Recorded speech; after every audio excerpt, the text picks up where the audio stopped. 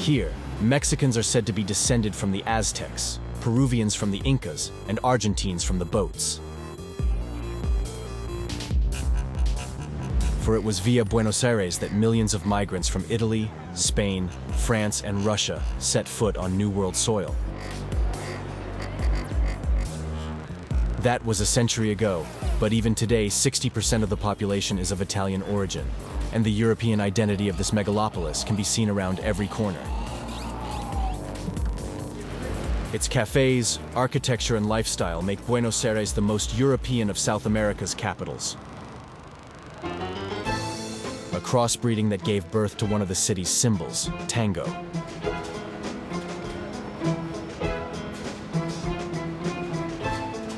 I've never been to Buenos Aires, but my father grew up there. He's told me so much about it that the city is familiar to me. Buenos Aires has long been one of the safest capitals on the continent. But the 2001 crisis plunged millions of Argentines into poverty, and violence has set in. In April 2014, a state of emergency even had to be declared.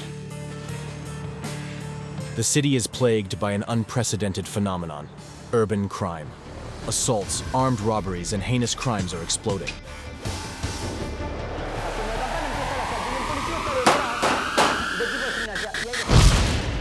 Throughout my stay, I'll see the shadow of the narcos hanging over the city. I'll find out about the brutal assaults experienced daily by porteños, as the inhabitants of Buenos Aires are known here. I'll be on patrol with a police force whose reputation has been tarnished and which is striving to redeem its image. I'll attend a high-risk soccer match with the Barra Bravas, Argentina's hooligans. A survivor of the clutches of Paco, the drug of the poor, will tell me about his nightmare. I'll meet courageous mothers who risk their lives to get children off the streets.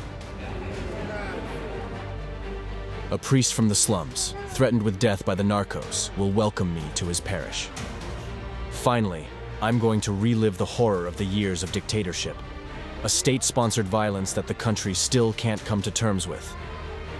Welcome to Buenos Aires with, in your pocket, a passport to crime.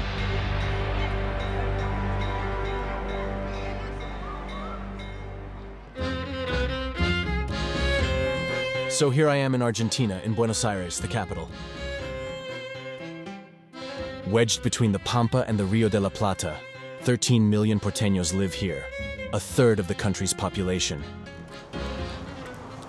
It's impossible to start this journey without a detour to a neighborhood I've heard a lot about. We head to Recoleta, in the center of Buenos Aires.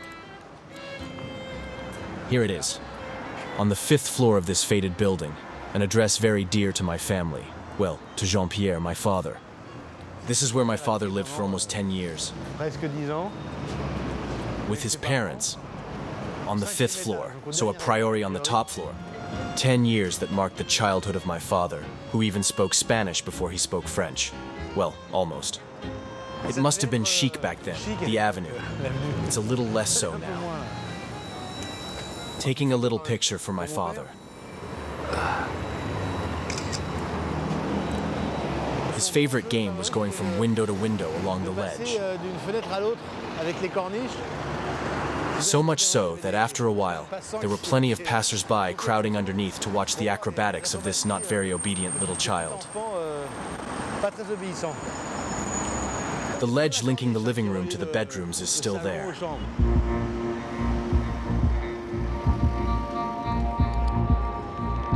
My father has nothing but fond memories of this place, but that was back in the 50s. Since then, the country has gone through a series of dictatorships and economic crises, and violence has slowly taken hold.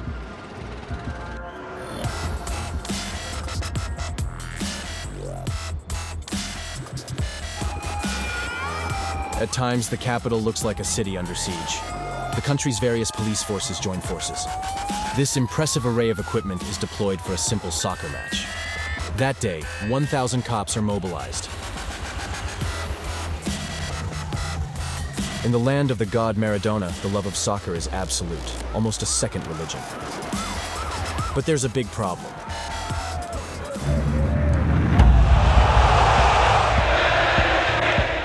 Argentinian soccer is rotten from the inside by mafia-like groups of ultra-violent fans, the Barra Bravas.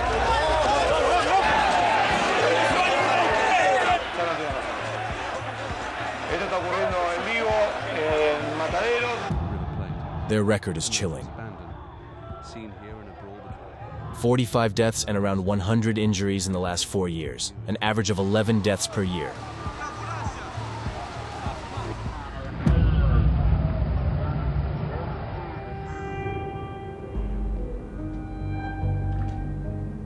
At the cemetery in Avellaneda, a suburb in the south of Buenos Aires, I have an appointment with Nora.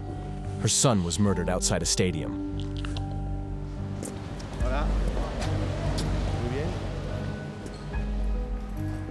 Nora's son, Christian, was 25. It was the first time he went to a soccer match. And because he was wearing the colors of Independiente, his favorite team, he was stabbed twice in the back by a member of the opposing team's Barra Brava. It's a poem a friend wrote to him. Twice a week, Nora pays her respects at her son's grave. Each time, it's the same pain. Nora feels helpless. I feel abandoned by everyone, abandoned by the state. I feel that nothing has been resolved because my son's crime has gone unpunished.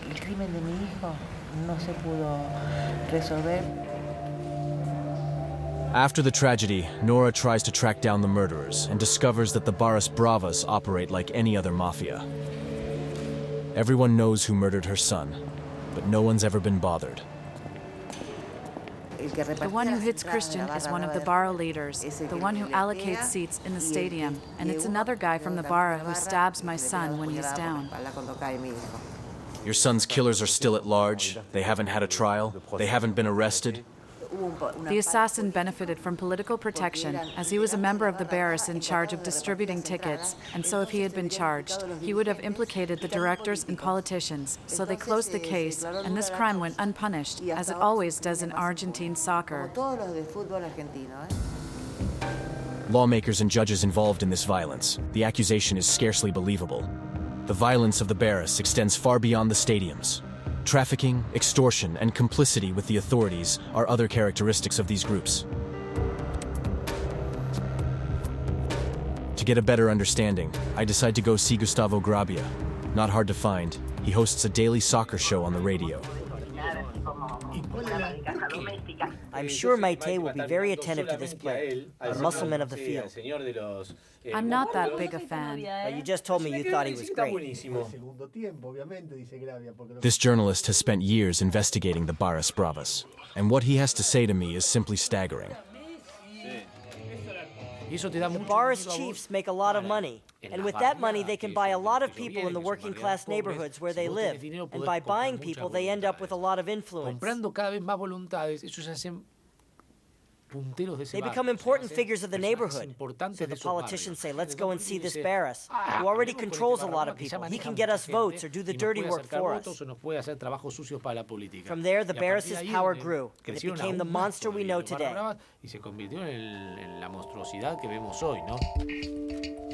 In Buenos Aires, 5 police commissioners are currently on trial in cases linked to the Barras, all unable to justify their standard of living. And the Barra Brava's influence on club life doesn't stop there. Today, Buenos Aires will be under siege once again. Demoted to the 2nd division last year, the Independiente club is playing to climb back into the elite. A high-risk match for the police.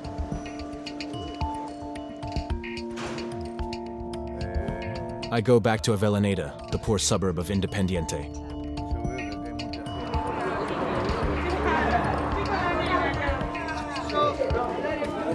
Members of the Barra del Rojo, the club's Barra Brava, are meeting up. It's 9 a.m., the afternoon match is still a long way off, but the fans are already very excited. Alcohol is flowing and everyone's enjoying it.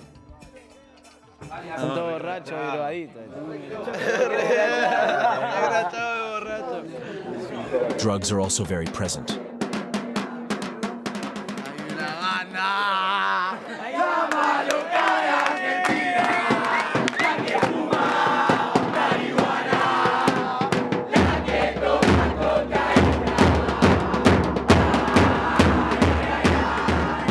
This man calls himself Pampa.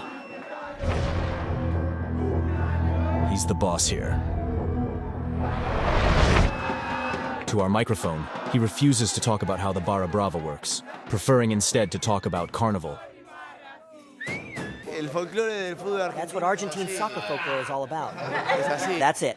What motivates the club supporters is the carnival. The love of carnival, nothing else.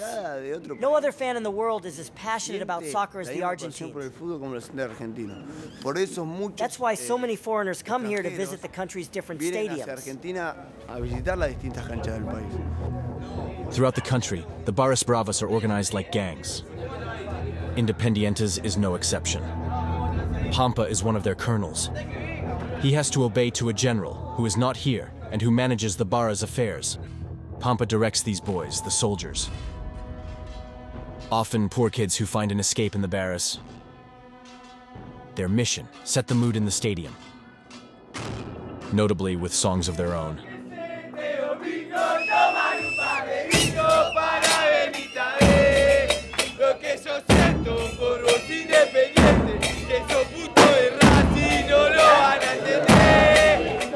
Our presence is beginning to bother Pampa. He asks us to stop filming. The head of the Barra wants to hand out tickets for the match. Precious tickets that should only be available at the stadium ticket office. Intrigued, we now film on hidden camera.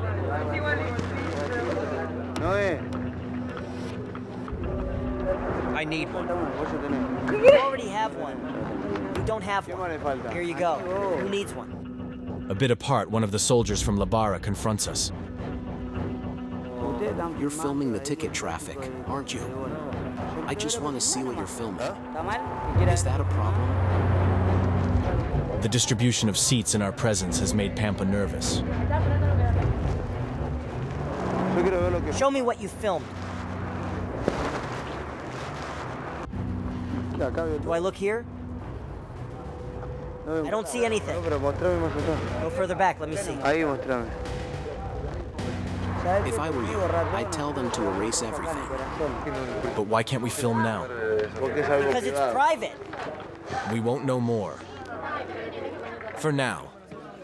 The distribution ends, the tension drops a bit, we turn the camera back on. The Barras Bravas always travel in groups. So it's by bus that the troupe make their way to the stadium. As game time approaches, the Barras exult and turn up the heat.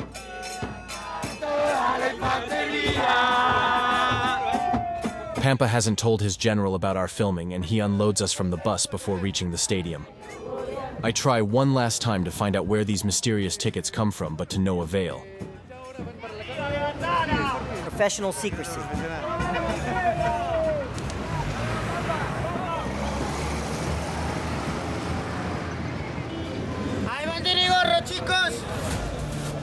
The stadium is under high tension. The game is sold out. Many fans didn't get a seat and try to force their way through.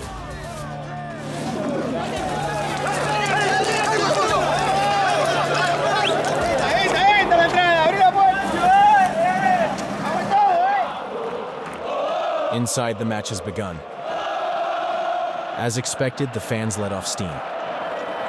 This empty corner is the only concrete measure taken against violence in recent years. Supporters of the visiting team are now banned. On the pitch, Independiente fails to score. Final score 0-0.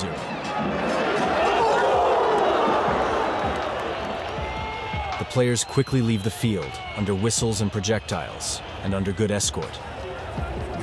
The match will be replayed later, with Independiente emerging victorious. The club will be promoted back to First Division.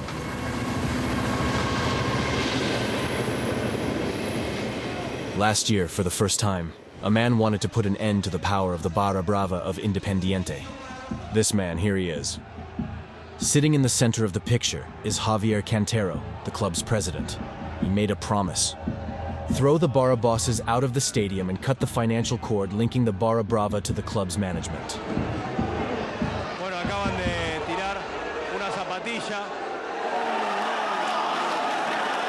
The club's annual general meeting following this announcement is eventful. The Barra Bravas, who invited themselves to the meeting, violently attack the president, who has to leave the room in a hurry. few weeks later, Javier Cantero throws in the towel. He resigns, changes his phone number, and refuses all interviews. Today, he isn't invested in soccer anymore, but a bodyguard still keeps an eye on him.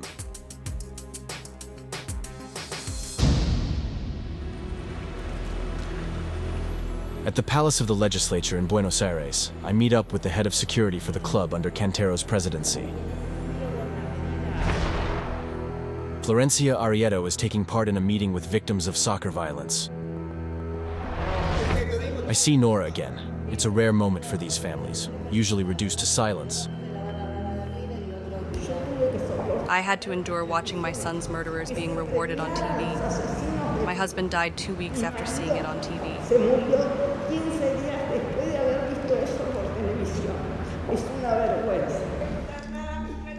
Feelings are let out.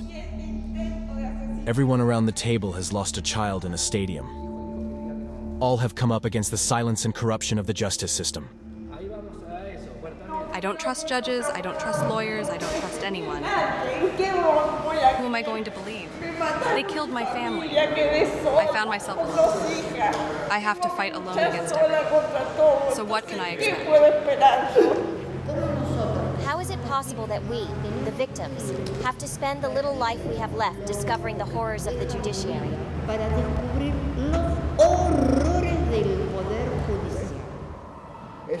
People just don't see it. The country doesn't see it. Deputies, senators, all those people who live like lords and ladies, they don't see it. What if someone murdered a child of theirs? Did someone murder their child? Despite death threats, Florencia has fought to bring the murderers to justice. But in her opinion, the corruption of police officers linked to the Barras Bravas is an insurmountable obstacle. If the Barras delinquent is never convicted, it's not because the crime he committed is sophisticated or clever.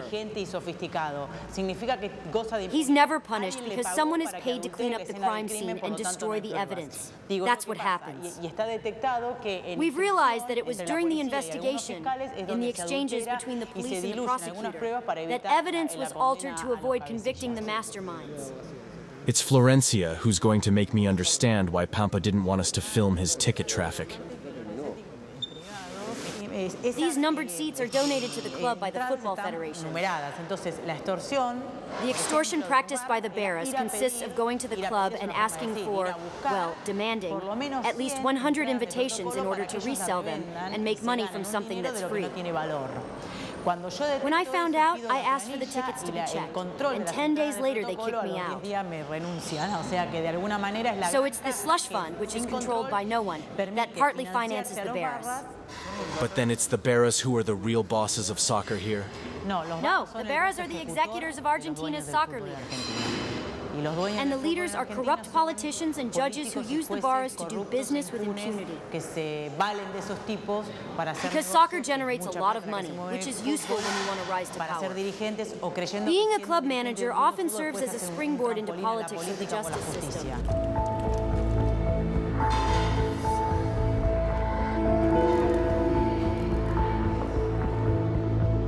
That's the way professional soccer is here. Barras Bravas, politics, judges, and the Federation continue to maintain sulfurous links. Independiente's new president is a trade unionist with close ties to political parties. The mayor of Buenos Aires is the former president of Boca Junior, Maradona's club. He has never done anything to combat violence in soccer. I would have liked to hear from the judges who followed these cases of violence and corruption, but obviously the desire was not shared. However, another institution seems to want to appear transparent, the Metropolitan Police. Created 4 years ago to clean up the streets of the capital, the Metropolitana is eager to make itself known and loved. I'm even given a French-speaking guide. Hello, Horacio. Hello. How do you do? I'm fine, welcome.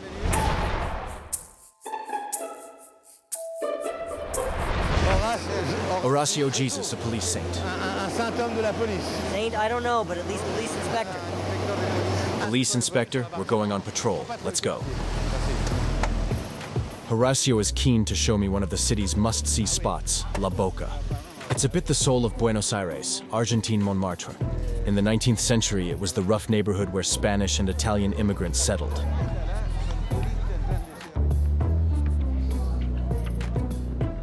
This former working-class district is now a popular destination for tourists from all over the world. These are real houses. Ah, yes, I see. But Horatio didn't bring me here to admire the pretty, colorful facades of La Boca. This neighborhood is his victory over delinquents.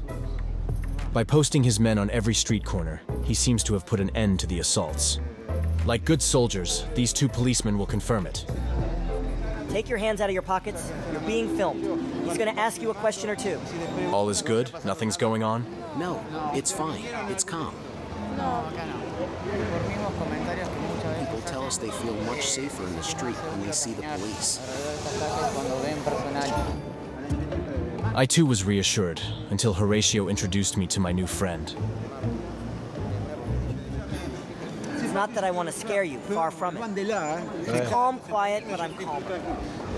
Here you go, Mrs. Martinez. Hello.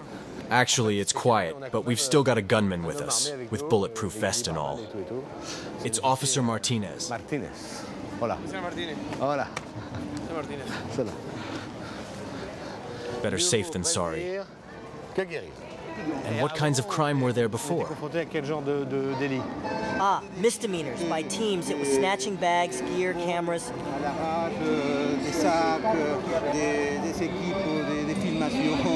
Teams like us?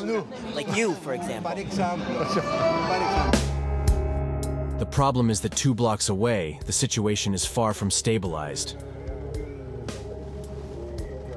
Here, not a single tourist on the street. And my guardian angel Martinez keeps a close eye on me.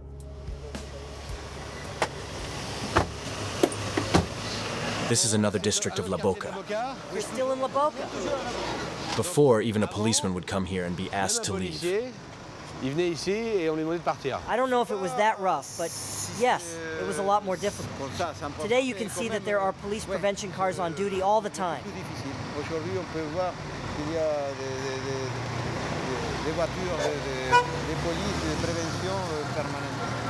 In this neighborhood abandoned for decades, even the cops were very cautious. That is, if they even dared to set foot there.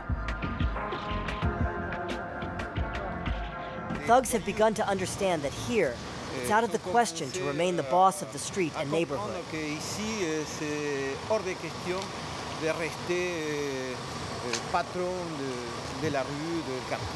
The Metropolitan Police have taken back the territory, and it's very simple. They took it back. Yes, they did. It's quite a war speech. That's right. It's the obsession of Argentina's new cops, taking back territory. The police may have won a battle in La Boca, but the war against insecurity and violence in Buenos Aires is far from won.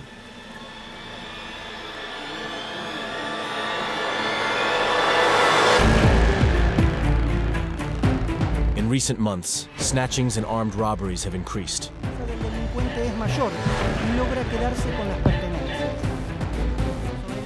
And the further you go from the center, the less safe the streets become.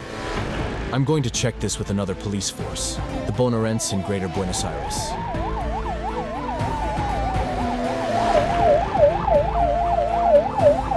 Here we are in Lanús, just south of the capital. I'm barely seated in the back of the car when the sirens start blaring. A shopkeeper has just been robbed.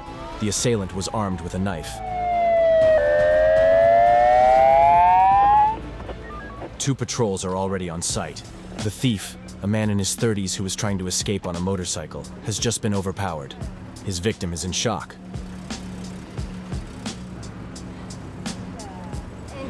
He came in and asked me for money.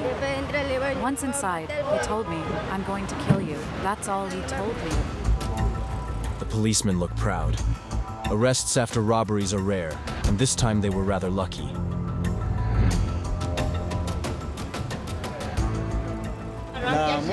He started his motorbike, but it stalled. After that, he couldn't restart it. So he left while pushing his bike. We called the police, who quickly intercepted him. The assailant may have been arrested, but that's not enough to calm local residents. When you leave for work, you're not sure you'll make it there alive. And when you get home in the evening, it's the same thing.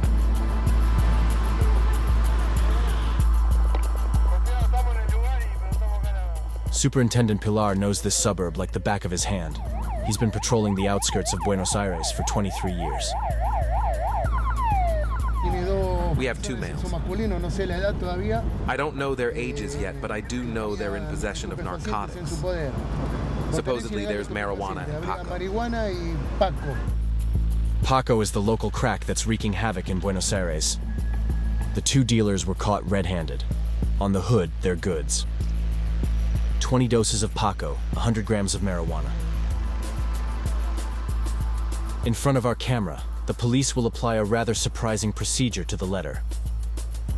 They ask help from a passerby, the man in the cap, whose job it is to ensure that the body search is carried out properly. The aim is twofold. Firstly, to prevent police blunders, and secondly, to prevent suspects from giving false testimony. The arresting officer will now search them. Go ahead, search him. Come closer so you can see them. Do you have anything left? No, I've got nothing left. Do you have anything still? What, in your underwear? Did you hear that? Do you have more underwear? No, I've got some under my balls. A hiding place that doesn't seem to surprise the police, who continue their search, still under the eye of the witness. Now we're going to take away what he's been hiding from us. The man was hiding a dose of Paco. It is presented to the witness, who will have to certify at the police station what he has seen. For years, the police was infested with dirty cops. It was time to clean house.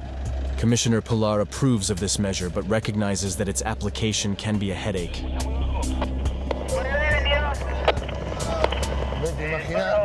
Imagine finding a witness in this area. Some don't want to collaborate. But why? Is it a waste of time for them? Are they afraid? No. Well, it depends on the area. If we don't have any witnesses, or if they don't want to cooperate, we file a report with the courts to explain why we had to act without witnesses. It's almost the weekend, and for the Buenos Aires police, Friday means seizure. Here, put the drugs on the hood. 5 blocks away, the cops have found more dealers. In their pockets, always the same substances. Put your knife in it so we can see what it is. This is compacted marijuana and more Paco, like earlier. These black balls intrigue the police. Here, open this. In the end, they're just tennis balls wrapped in tape for juggling. These two suspects are minors. In Argentina, 7 out of 10 young people live in precarious conditions. A godsend for the narcos, who find cheap labor and docile consumers. You see, Paco's color is darker than cocaine's. I'm going to ask him how much he pays for his doses. €7 for a pack of pot. €7? And the Paco? €1. Paco is cheap and addictive, the perfect combination. They become slaves to their addiction. They become delinquents to find the money to buy their Paco.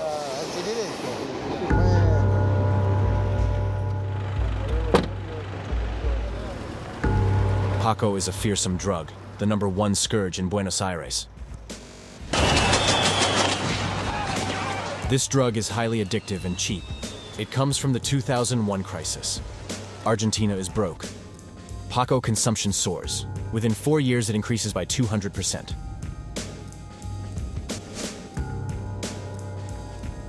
Cocaine residue, kerosene, rat poison. This highly toxic potpourri destroys the nervous system. Today, Paco is everywhere on the streets of Buenos Aires, as here in the Barracas district in the south of the city.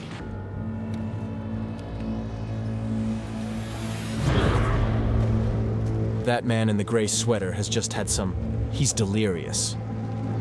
A bout of dementia that doesn't seem to faze those around him.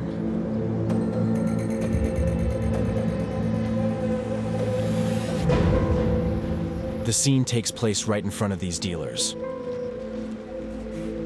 I have the impression that in Buenos Aires, Paco addicts are part of the landscape. In any case, I can see why they call them zombies here. Convulsive behavior, blank eyes, they move like the living dead, moaning and groaning. This man, filmed by amateur camera in the Constitution district in the heart of Buenos Aires, looks totally alienated. The driver of this car stops for a moment, but prefers to drive off, leaving the junkie to his fate.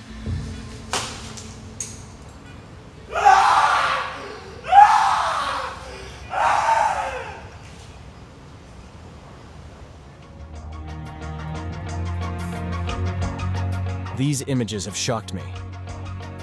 I wanted to meet a survivor, and they're rather rare. Generally, you don't get out of a Paco addiction alive. Today, Hugo Ropero is a freelance photographer. Let's go, one more.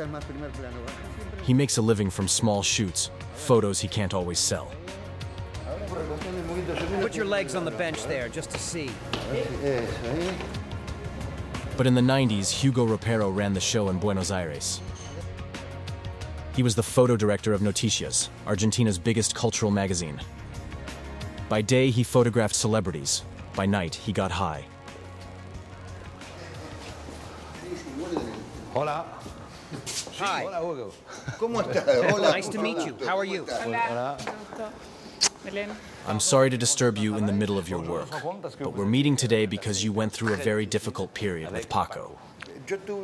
Actually, I was always in contact with drugs and the world of photography, parties, fashion. We always say we can control it. A line of coke here, a joint there, it's soft. But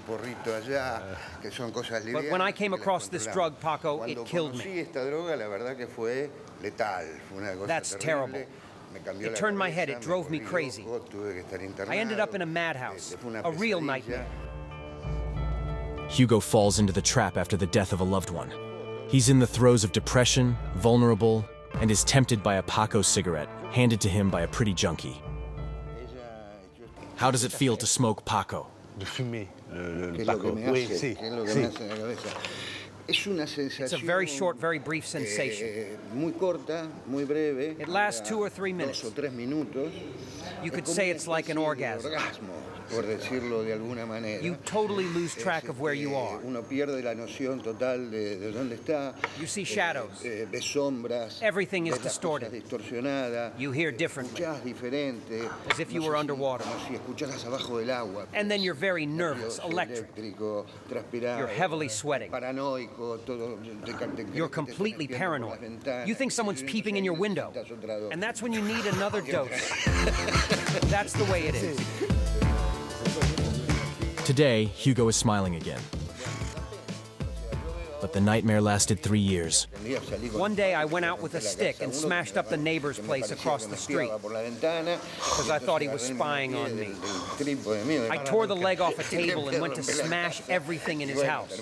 That's when I ended up in a straitjacket. How did you get through it? When do you tell yourself that it's time to stop all this and get better? In 1 week, I had 2 car accidents while under the influence of Paco. It was a new car that I totally destroyed. And in the second accident, I broke my jaw, lost my teeth, and had my face completely smashed in. I looked in the mirror and said to myself, I don't want to be that man anymore.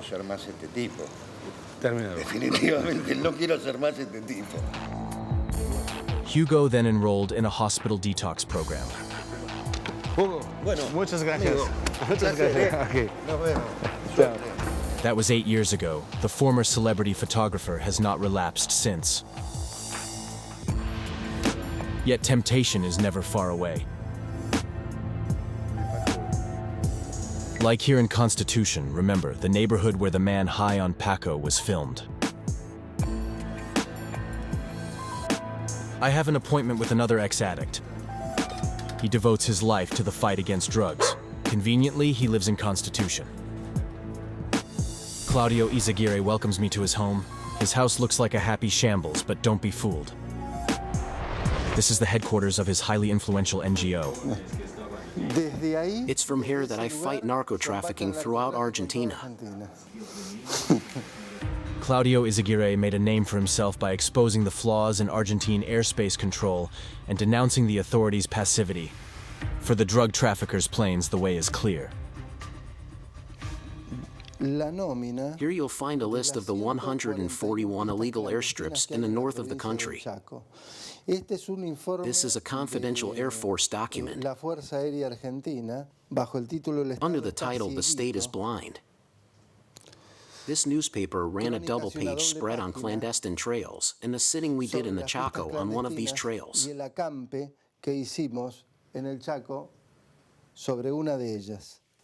We called the governor and told him we're on an illegal trail used by drug traffickers. And he sent no police, no judge, no prosecutor.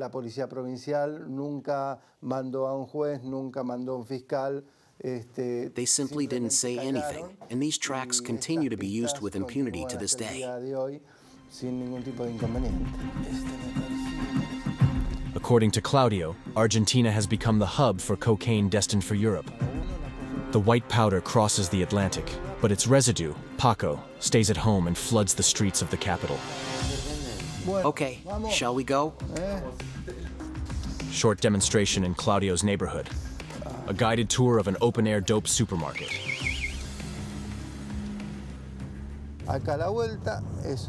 Here on the corner is one of the sales areas of Paco that has never been checked by the police despite more than 100 complaints.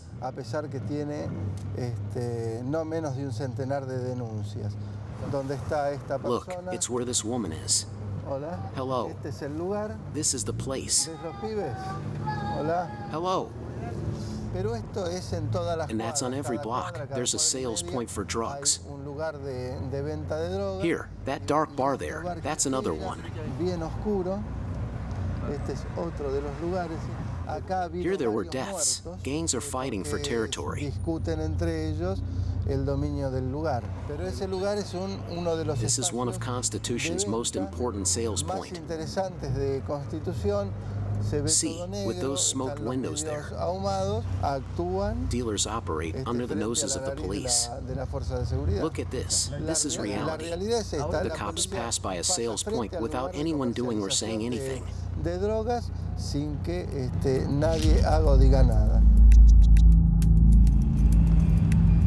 Claudio is outraged.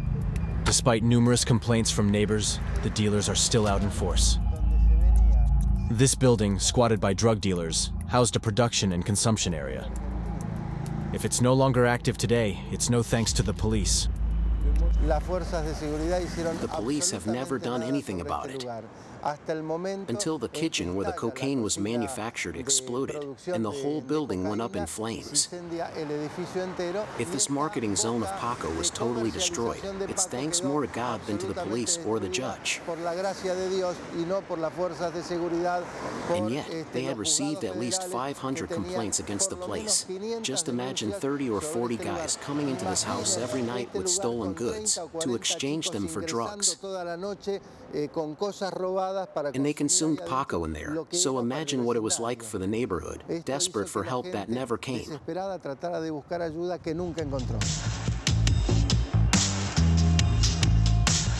And the price of Paco doesn't help. At less than €1 a dose, it's known as the poor man's drug. So it's in and around the slums that it's most prevalent. In some neighborhoods, 80% of young people are said to be addicted.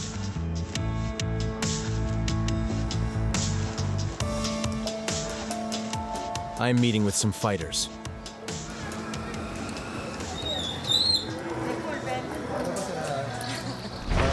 Marta and Celia are the leaders of the NGO Mothers Fighting Against Paco. Hello, Marta. Hello, how are you? I'm greeted by soldiers. Inside, the house is under construction, and I learned that the narcos came to ransack the premises less than 2 months ago. A clear message to Marta and Celia. You are committed to protecting children from Paco, a scourge in Argentina. And you got so involved that the narcos came here and smashed everything up. How did it go? It's probably because we did such a good job that they came and trashed the place. It's really not nice, but there you go. It's true that we were a bit demoralized at the time. Celia discovered the damage. They broke the padlock and the chain. They came in and smashed all the windows. They stole the 12 computers we just received. They broke the whole bathroom, the door. There, they took a large fridge, the stove, even the lights. They cut the cables, everything. Others would have been scared and left, but that's not going to happen with us, and certainly not with me. The fight goes on, but under good escort. The premises of the mothers fighting against Paco are now permanently guarded by 3 police officers. The mothers who work here all have children who smoke Paco, and by the time Celia discovered that hers had fallen into the habit, it was already too late.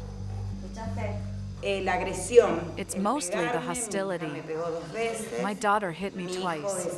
My son is very aggressive. He insults me all the time. They're lost. They lose weight. They lose their mental faculties. They have tremors all over their bodies and are constantly moving. To buy their fix, my children sold everything in the house, everything. I have nothing left. Even clothes, anything, shoes, they sell everything. And here we are. We keep fighting to see how we can free our children from this scourge. Because this drug leads you straight to the grave. For these mothers, it's impossible to let their children turn into the living dead, and they have their own method for doing so. Occupy the site where Paco thrives, the slums.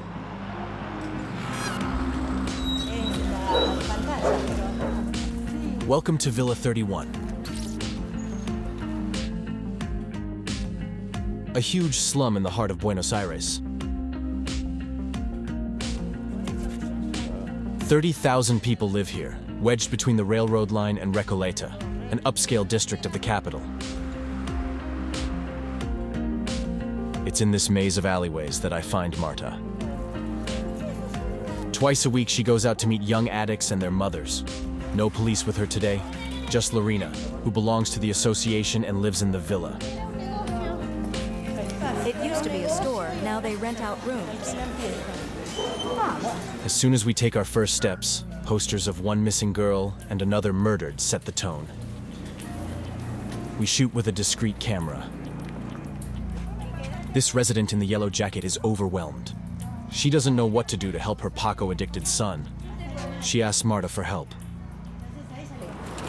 I'm going to build a cell in my house with bars and lock my son in it. I'll send for a nurse. My son is going to stay with me because in the last rehab center, he was raped. She says her son was raped? For Martha, we have to act fast.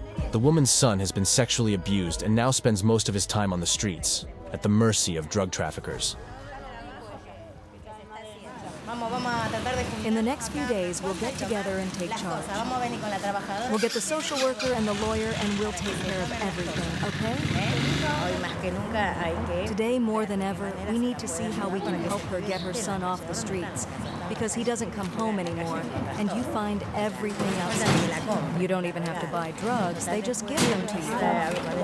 That way, with this debt, they force you to sell it so that you can pay them back for your own drugs. It's crazy.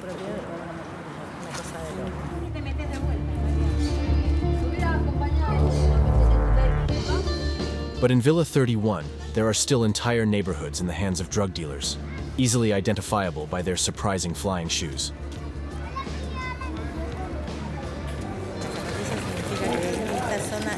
When you see these shoes, it means you're entering a free zone, where you can buy and take drugs without being bothered. It's like that everywhere? Yes, everywhere. This free zone is less than 100 meters from this small police station. The mothers denounce the complicity of certain police officers with little result.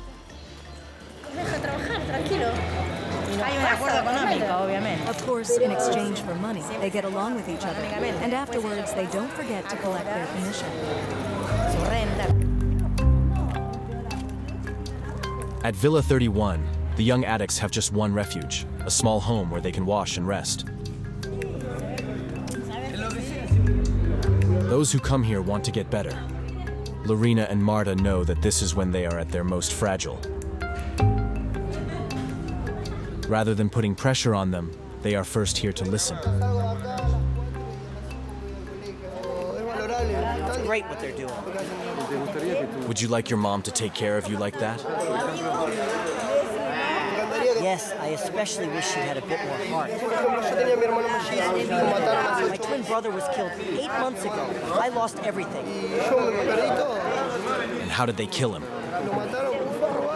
He'd gone to steal something and they killed him. We were living on the streets and stole to survive. Hey, he's dead. It's good to know that there are people out there who want to help you. Listen, we do what we can, but you have to make an effort too if you want to stay on track.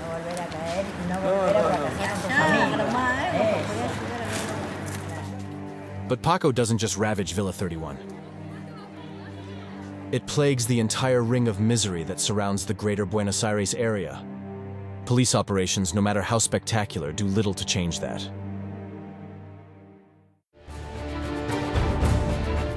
My journey is far from over. I have yet to venture into the slums ravaged by violence. I'll meet Padre Pépé, a priest who dares to challenge the narcos.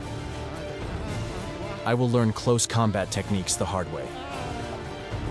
I'll have the privilege of being invited to an ultra-secure property.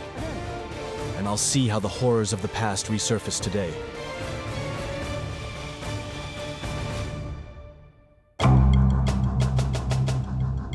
A Buenos Aires police drone soars over the Carcova, a gigantic slum. It's 6 a.m. The inhabitants are still asleep. A column of policemen advances into the night. The Halcon commandos are ready for action. Objective: to disarm a gang that controls the whole neighborhood.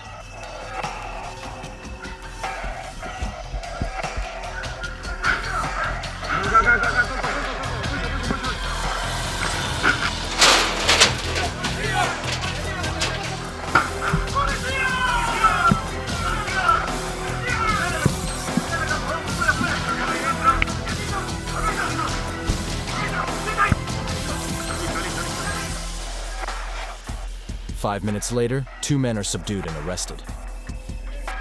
One of them is the brother of the gang leader, who is still at large. Pistols, shotguns, and 100 bales of cocaine and pot are seized.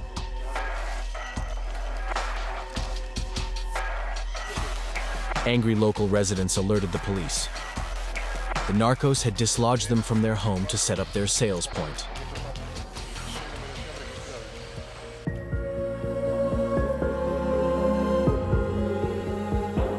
Day breaks and the slum is revealed.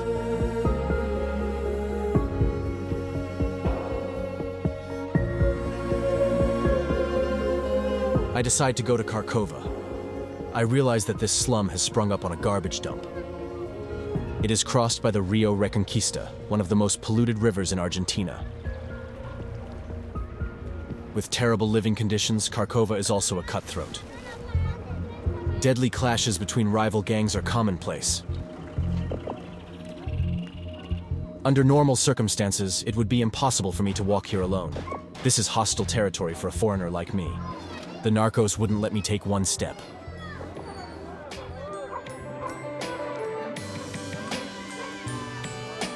But this time, the traffickers have gone into hiding, and the street belongs to the children. For one day, Carcova is celebrating. This little miracle is the work of one man, the ever-popular Padre Pépé. You want to run right now? I want you to know that the t-shirt you're wearing is a gift that will stay with you as a souvenir for those who have run for peace. That's why the most important thing is not to finish first, but to take part in the marathon for peace. At 52, Padre Pépé is Argentina's symbol of resistance to organized crime. Several times under death threat by narcos, Padre Pépé had to flee Buenos Aires to make himself forgotten. 4 years later, he's back. He categorically refuses to talk to us about his enemies, but today he's organizing a marathon for peace. A clear message to traffickers. Don't touch the children. Today, we've seen children with beautiful smiles on their faces. I suppose that's important to you? We've built parishes to bring out the best in the people of the villa, to prevent evil from taking hold. And there's a lot of kindness among the people here. It's going to be a tough job. We've only just started, but we're confident. We can see that the role of the church is very important in the barrio, but what is the state doing? These are neighborhoods that have been abandoned for decades, for 40 or 50 years. No sewers, no pavements, no electricity, no schools. And so the impact of all this is immense today in all these populations. So the church is important because very often it replaces the state. For Padre Pépé, working in the slums is a vocation like no other. Before him, no priest had ever cared about Carcova. Every time he goes out, he's greeted like a rock star, and the locals don't hold back their pleasure. Are you proud that your child was baptized by Padre Pépé?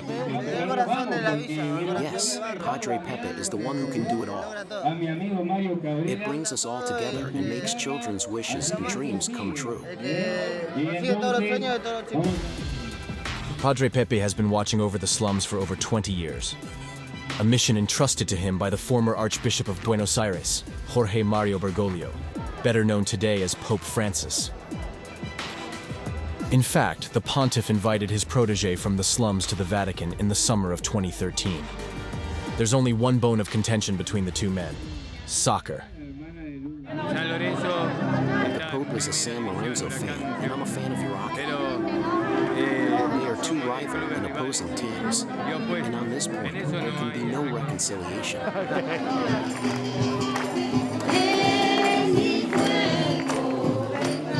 It's a day of celebration, but that shouldn't mask reality, even if today everyone looks happy and content.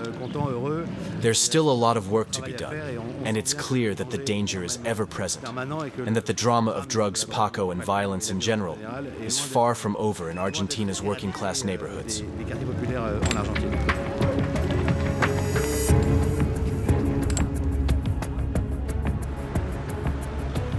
Yet the situation is urgent. Drug-related violence is one of the leading causes of death among young people. I meet up with Commissioner Pilar in Lanús, south of Buenos Aires. Night falls. For the police, everything accelerates. On the streets of Buenos Aires at the moment, the latest craze is carjacking, car theft with violence. This family is still in shock. The mother and her 7-year-old daughter were pulling the car into the yard when two armed men appeared. They threw them to the ground before driving off with the vehicle. They were very frightened. Would you like one of my colleagues to take you to the police station? No, I'm waiting for the kids to calm down. Then I'll go with my wife. Traumatized, the family won't go lodge a complaint until the next day. After carjacking, homejacking is the other nightmare of the porteños. With the crisis in full swing, burglaries are skyrocketing, most of them in the presence of homeowners. In 2013, in Greater Buenos Aires, 161 people were shot at close range in front of or inside their homes. Someone has entered the caller's home. She managed to escape, but her family is apparently still inside.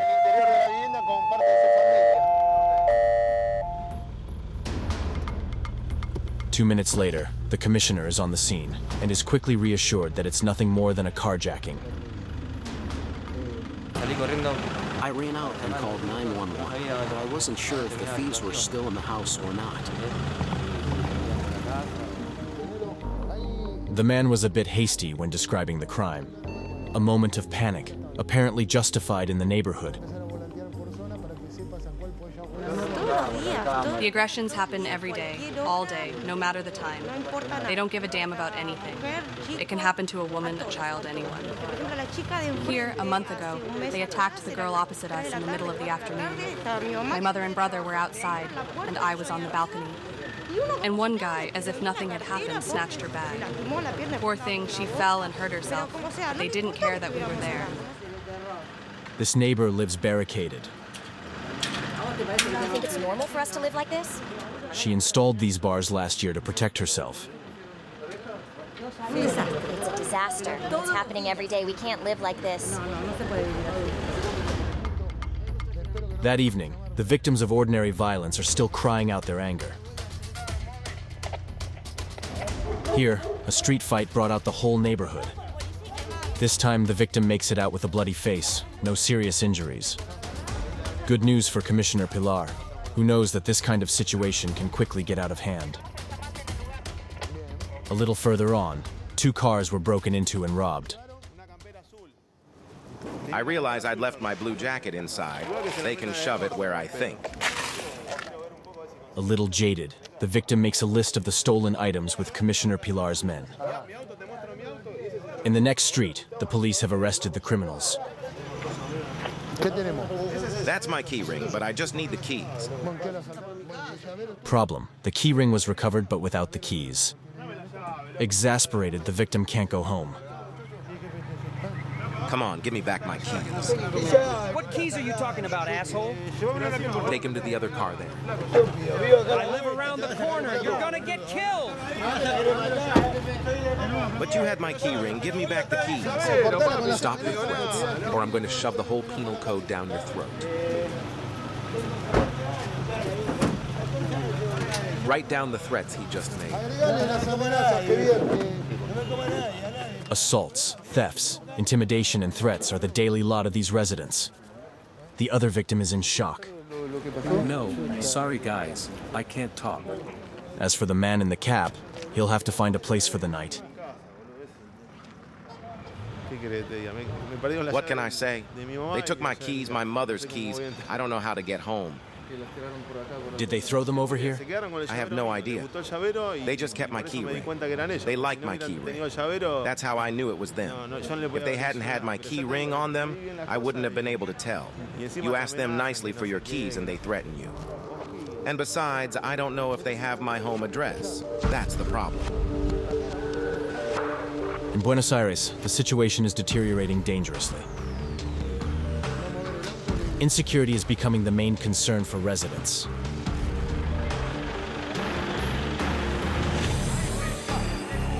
November 2012. The exasperation of porteños is evident in the streets of the capital. The media speak of hundreds of thousands of demonstrators. They have come to denounce a state that no longer protects them. But Cristina Kirchner's government is turning a deaf ear.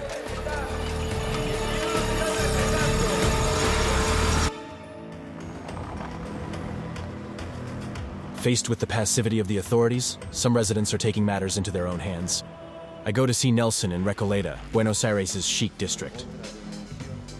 He's the president of neighborhood associations throughout the city. Today, he has gathered his colleagues to put the finishing touches to their joint work, the Buenos Aires crime map.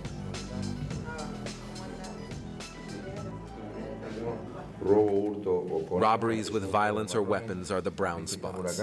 You see, it's gone up a lot in your borough, Carla. Drug sales have also increased in Zone 8. Each neighborhood association itself records the acts of violence committed in its area. The whole city is affected, even the nicer districts. A total of 23,000 crimes and offenses over 1 year are represented on this map. Only 4% of these were followed by a complaint. The official figures are therefore far from the truth. We do this essentially to show a reality that the official figures do not reflect.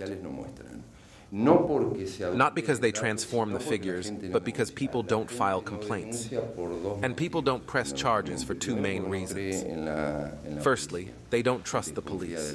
They believe that the police don't do their investigations properly, and that there are even lawless areas. Secondly, they don't trust the justice system.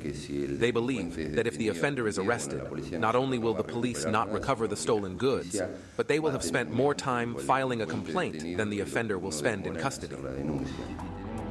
For the Porteño, the city's streets are becoming increasingly unsafe. Nelson wants to demonstrate this at the foot of his building. We walk a single block with him.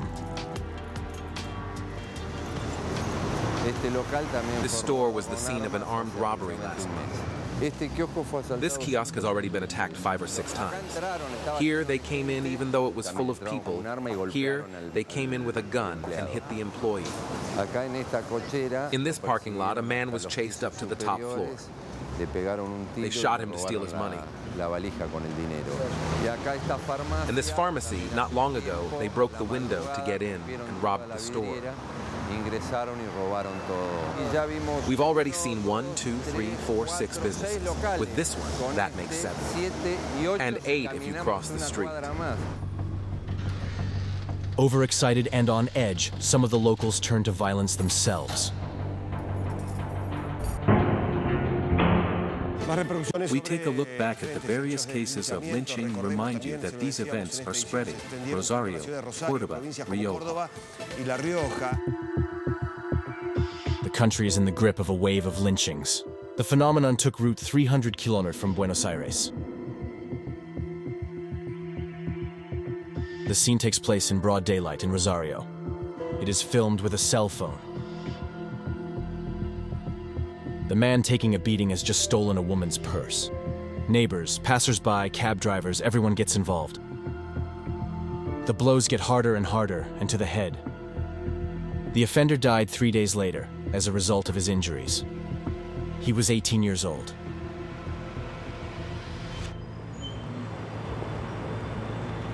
Since the media coverage of this crime, lynchings have spread to Buenos Aires. The determination of fed-up residents can even be seen on the capital's walls. In just a few days, collective acts of vengeance, each more brutal than the last, are carried out against delinquents caught in the act. Here, a man snatches a pensioner's satchel on the streets of a chic neighborhood. The thief is deliberately hit by a car. Then passers-by beat him up. Justice, Buenos Aires style. This time the criminal was lucky. By arresting him, the police saved his life. It took 12 lynchings in the capital for the authorities to react. On April 5, 2014, Daniel Scioli, the Buenos Aires province governor, declares a state of emergency for 1 year. I want to address the people who are suffering the cruel and savage attack of a delinquency capable of unprecedented violence.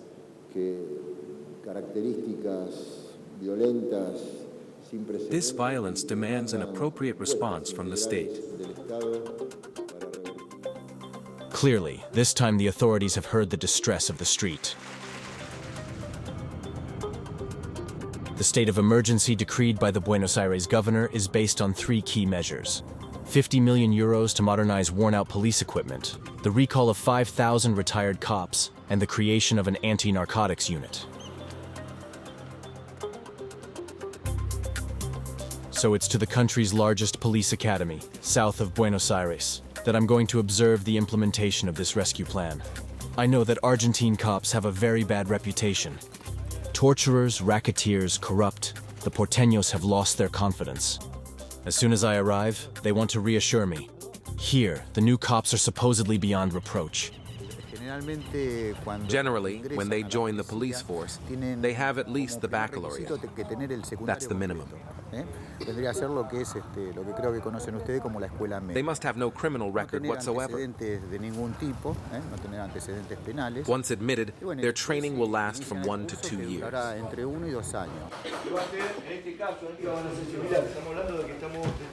So, what caliber gun do we have here? Yes, 9mm semi-automatic caliber. It has an internal safety system to prevent accidents. Even so, does that make it 100% reliable? No, why? Because it's a mechanical system, and like any mechanical system, it can break down.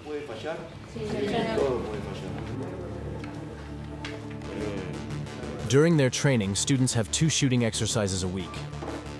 Each session, they use 40 cartridges.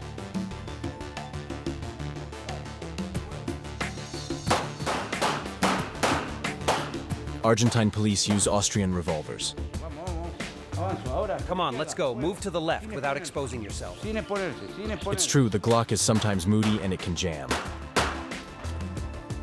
Cover yourself while you sort out your problem. Come on, turn around, let's go. Well, your gun has jammed too many times. And that's because it hasn't been lubricated enough. So if I shoot and there's a problem, I quickly take cover and sort it out. Don't hesitate to change hands, so you can shoot from 2 different angles. Do you prepare yourself psychologically to use your weapon and possibly kill someone? At school, our instructors prepare us for every situation. So we learn, and we know that sooner or later we'll come across risky situations. The idea, of course, is to neutralize, but sometimes the consequences of a confrontation can be death. We know this perfectly well. Despite the danger, police academies have never been so popular. In Buenos Aires province alone, 26,000 candidates have applied this year, a record and a direct consequence of the state of emergency.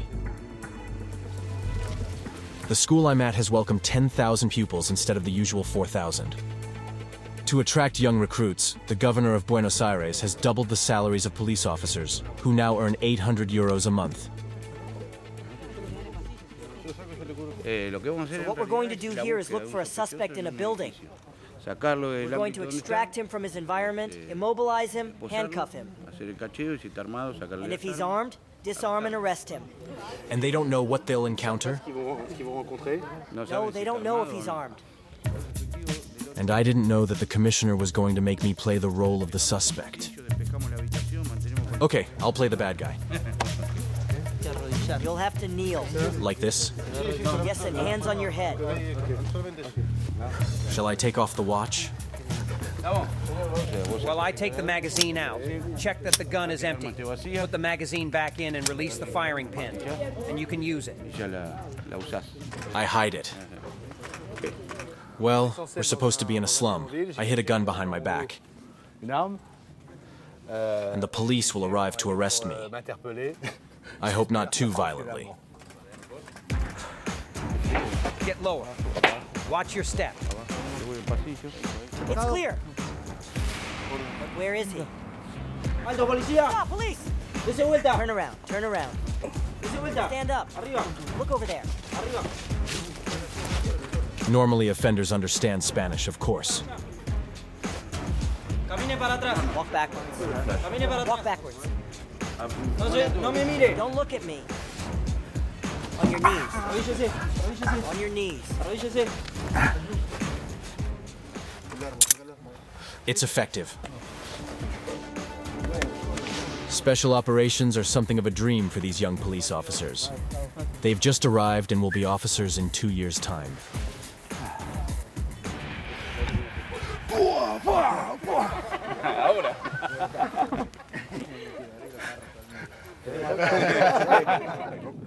Well, I'd never been arrested in my life. I had to wait until Buenos Aires.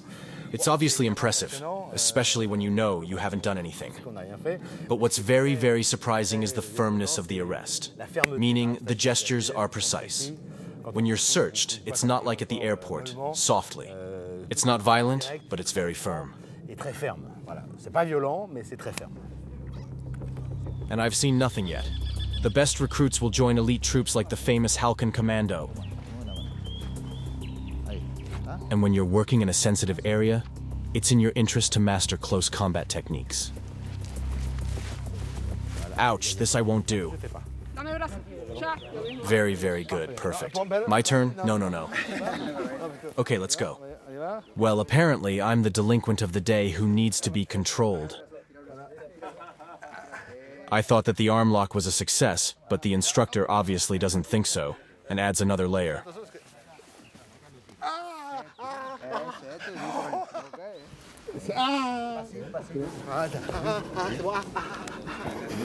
Punch.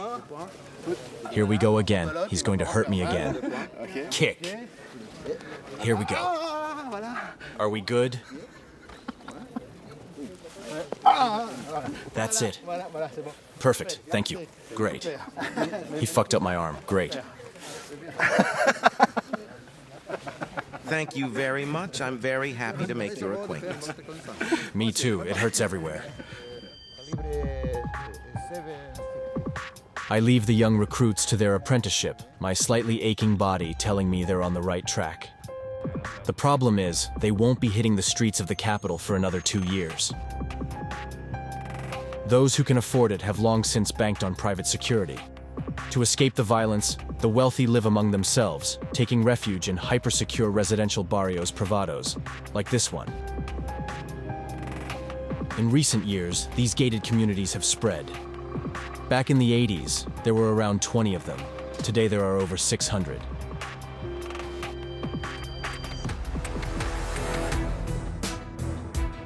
This morning, I decide to escape the hustle and bustle of the capital and head for Cañuelas, a rural town an hour's drive away.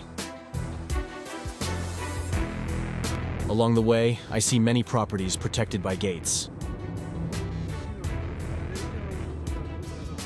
We arrive at Chacras de la Trinidad, the Trinidad Farms.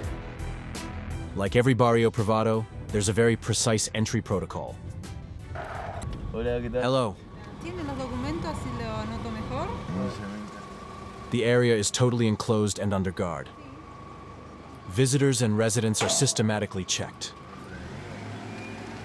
I'm invited by Mariano, a porteño from high society.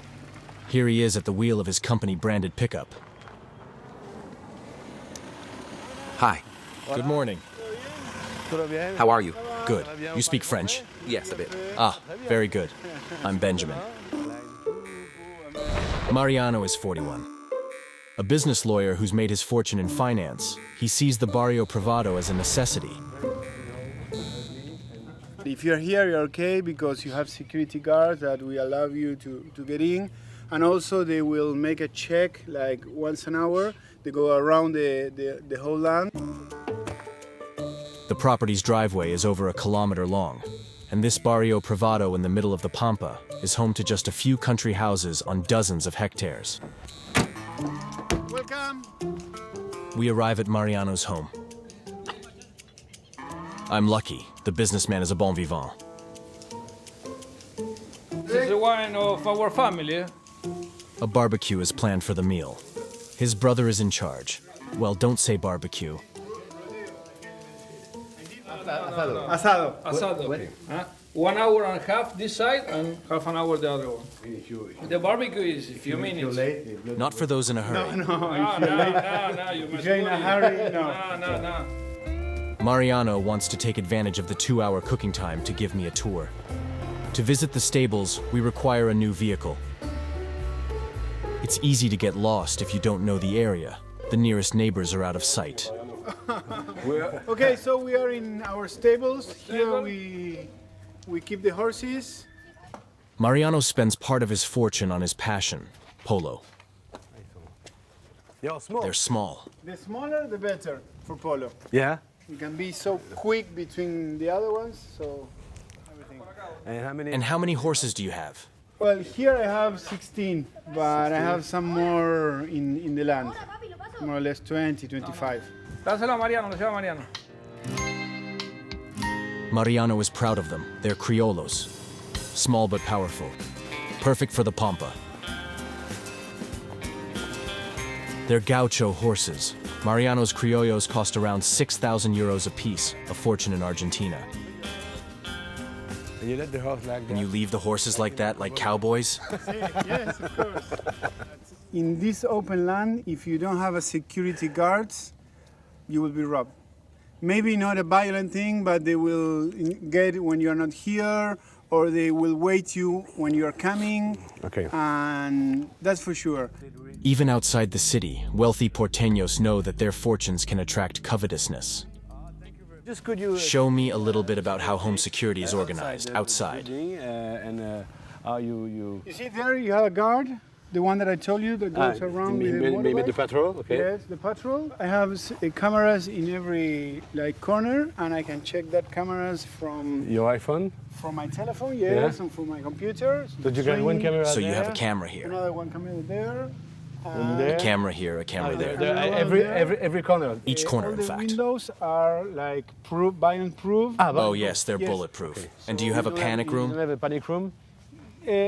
This whole area is like a panic room. Okay. Yes. So here's panic room. Once you're here, you lock this, and here you're safe. Okay. I have the steels there, and if someone wants to get, needs to go through that metal part, which is very rare. Wait. But here, it's rare, but you've put up bars anyway. I mean, just in case. Just in case. The meat is ready. Asado is an institution, it doesn't wait. It's time to sit down to eat. Help yourself. Where do I sit? You sit there. But that's where the president sits. Mariano's wife, Hilda, is Norwegian. She left Oslo, one of the safest cities in the world, to live in Buenos Aires. And how do you feel here? Do you feel safe? Are you afraid? No, in general, I don't. But I'm a little bit more alert when I go out to the street than I would be if I'm home in Oslo. Okay. You don't carry weapons? Any weapons? No. No weapons in the house? No. Why? No one. Because it's a stupid decision to use a weapon. Someone they can imprison. And if someone comes into your house, what do you do? Nothing. Give all the money and surrender. If you use a gun, a thief would use it first, and they will think you're a cop, and they will shoot you. And all the situation that someone is killed is because he resists with a gun.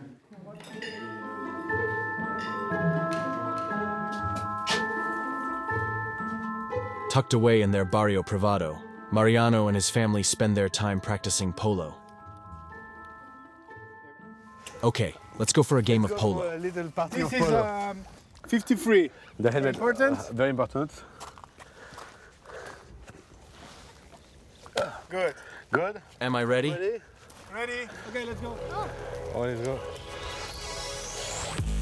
It's not easy to get started in the country of the world's best players, where polo is sometimes played from an early age. Damn, this is hard. Very hard, huh? I'm usually pretty comfortable on a horse, but I don't have a mallet in my hand.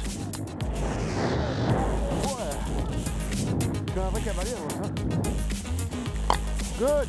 Again. Perfect. Wow, amazing. Criollos can reach speeds of up to 70 kilometers per hour.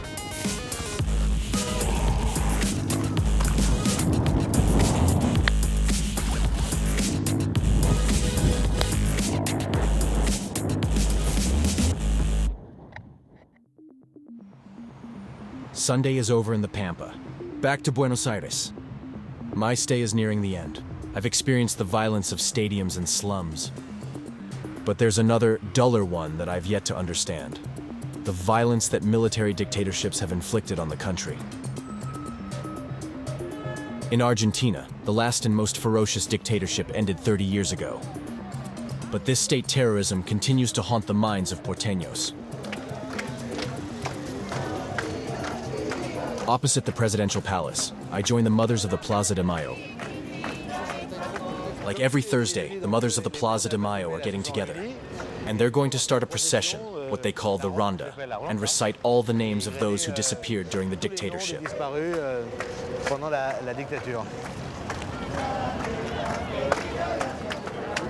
They walk in a circle as a way of getting round the ban on gatherings at the time. Since April 30th, 1977, these women have been walking in a circle. Every Thursday, they take to the streets to demand the truth about the fate of their missing children. They are the symbol of resistance to torturers.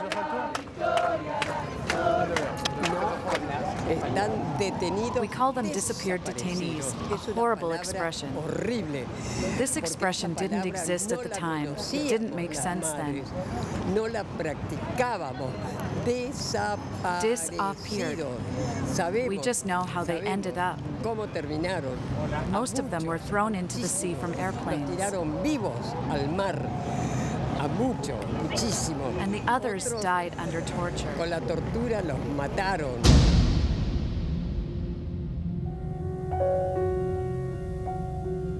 Buenos Aires.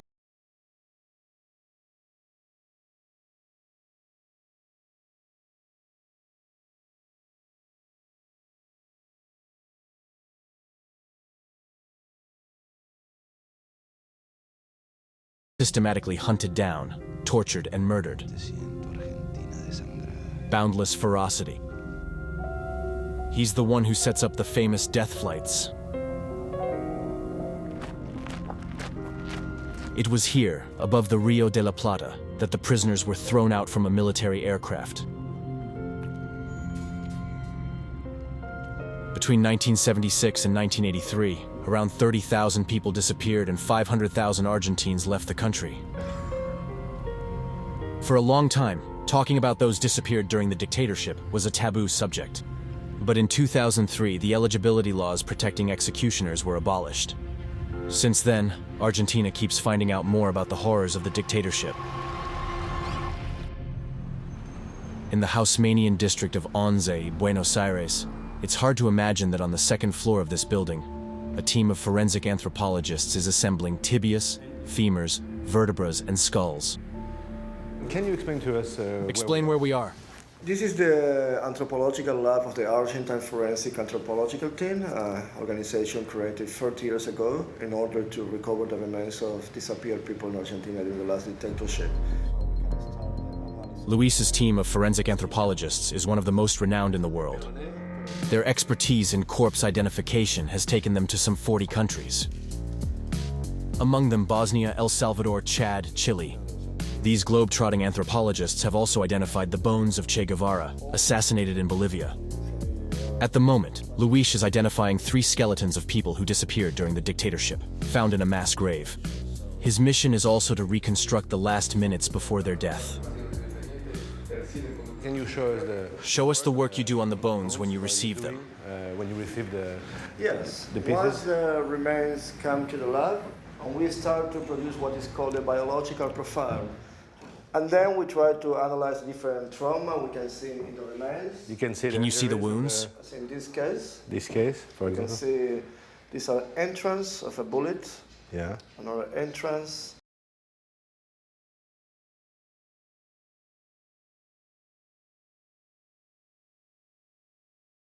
Skeleton, we can have a more accurate version about what happened and to provide this version not only to the families but also to the tribunal in charge of investigations.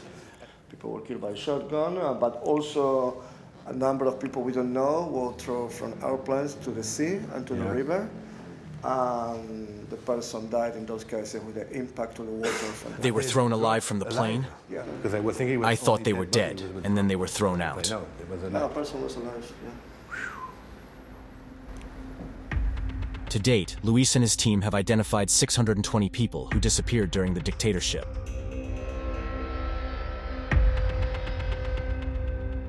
Off to ESMA, the Marine Engineering School.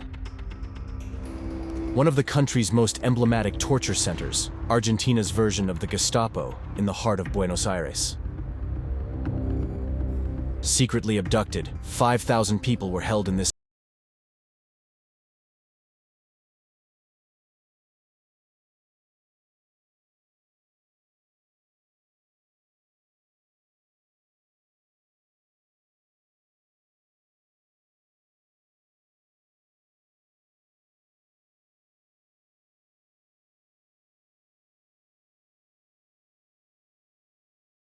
this courtyard. Prisoners were removed from the cars and taken directly to the cellars, where the torture chambers were located, because the first thing that happened to them when they were brought here was to be interrogated under torture. Here, the military also kidnapped pregnant women and delivered them in secret, before murdering them and taking their babies. Guillermo is one of those babies stolen under the dictatorship. I'm coming. I just need to breathe a bit.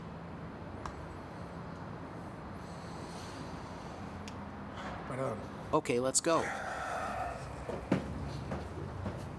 Guillermo was born in detention, down in this cellar.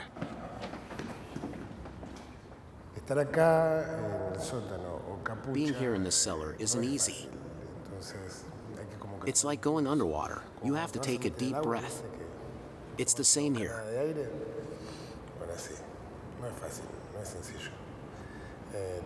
You have to understand that in this place, by the fifth window exactly, over there. That's where my mother gave birth to me, just as an animal would do in captivity in a zoo. You see? Already in the womb, I was deprived of freedom. Guillermo was born under this window on November 15th, 1978, in the same cellar where the torture took place. At birth, he was separated from his mother.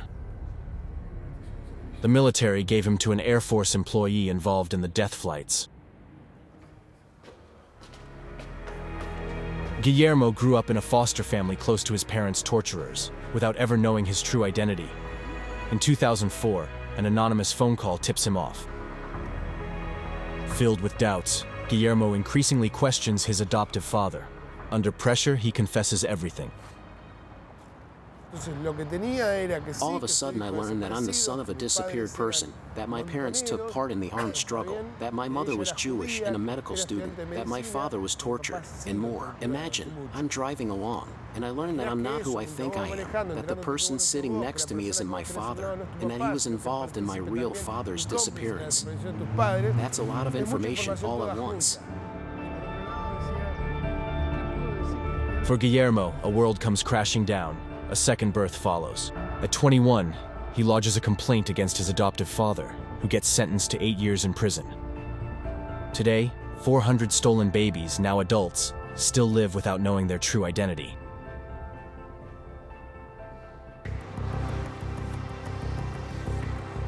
My stay is coming to an end, but I'd like to stay a little longer at ESMA. This place is overwhelming. A place of torture, transformed today into a place of remembrance. Hello. Naza is a well-known artist in Buenos Aires, yet he never shows his face. He's a bit like Daft Punk with a paintbrush. Rather than himself, he wants to showcase his work. This person's mother is an emblematic mother of the Plaza de Mayo. It's Vera. I thought it was a very strong image, and that it belonged here. Her eyes are very expressive. Naza wants to help me better understand the atmosphere here. He was also born under the dictatorship, and is from the same generation as Guillermo. Naza is responsible for a dozen stencils on the walls of ESMA, works that evoke the tragedies that took place here. Here, a girl is holding a photo of her missing grandmother, representing in a way the struggle of missing parents that continues thanks to children. The military confined people, tortured and murdered them.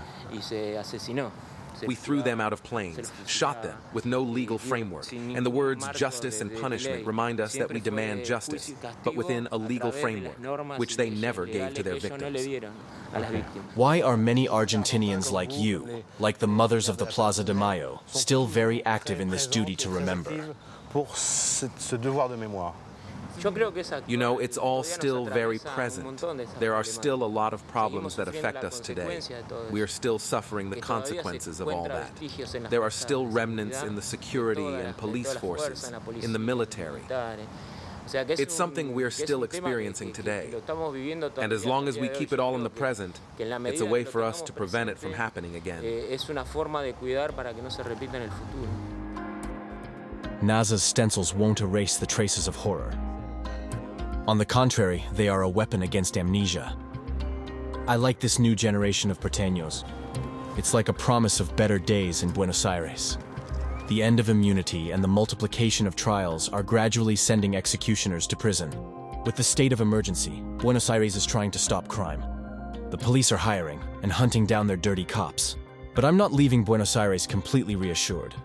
The country is once again bankrupt, which makes its efforts to achieve reform and justice quite fragile.